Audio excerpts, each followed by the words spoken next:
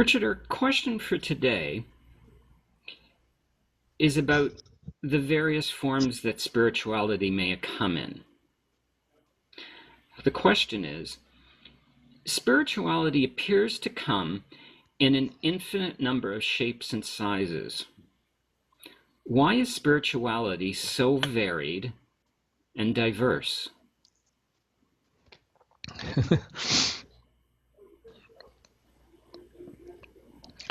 It's fortunate, isn't it? Regardless of what number you would arrive at in answer to that question, or the question how many, I would suggest as many as there are beings.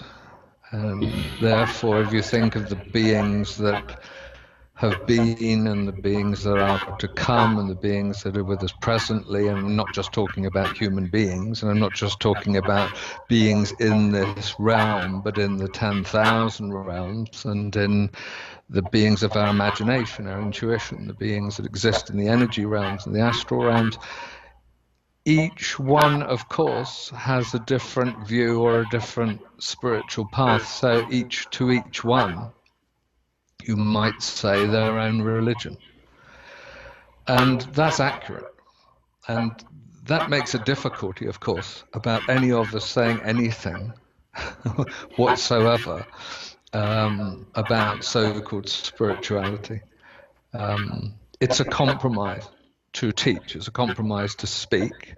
It's a compromise to express spirituality in any shape or form, because in the end, everybody will have their own experience or their own practice or their own way or their own perspective.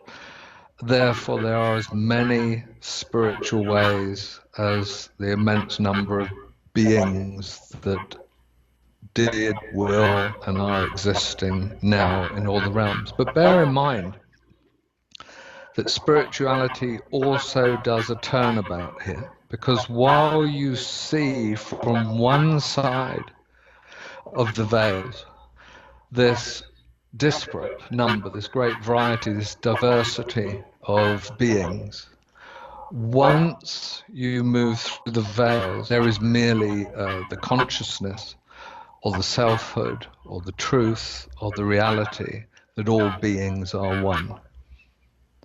Therefore, I humbly submit, truth itself is unified. It is one.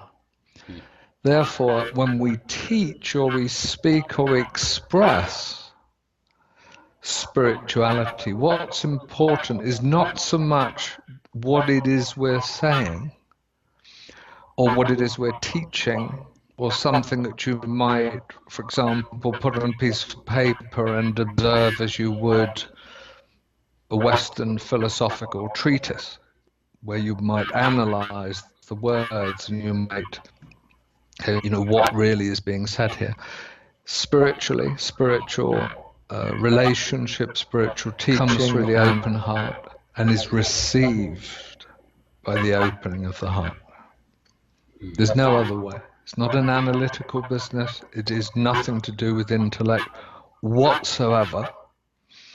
And it is everything to do with the great longing in the heart for oneness with the divine. So whichever way of the myriad number of possible ways you approach or you look at this with the analytical mind, bear in mind ultimately there's only one thing, there's only one self, there's only one consciousness, there's only one divine.